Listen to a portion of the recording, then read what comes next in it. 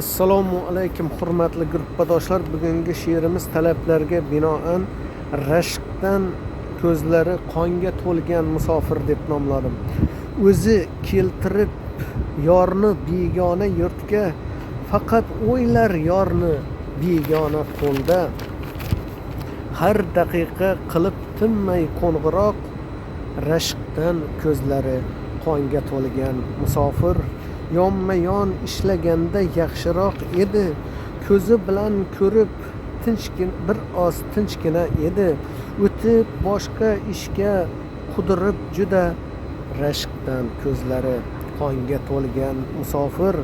Ayol bechora yig'laydi doim, sir aytishga ham yo'qdir unda mador. Rashkdan erkak battar qudirib, har daqiqa qo'ng'iroqda jonini olar. Rashkdan ko'zlari qonga to'lgan musofir. Ishlar ko'payib uchrashmay hafta, omad ham yuz o'girib, telefon ham buzilgan ana. Asabdan do'stim telefoniga qilib qo'ng'iroq, yana ko'zlarda yosh, dardim bilmagay hech kim. Rashkdan ko'zlari qonga to'lgan musofir.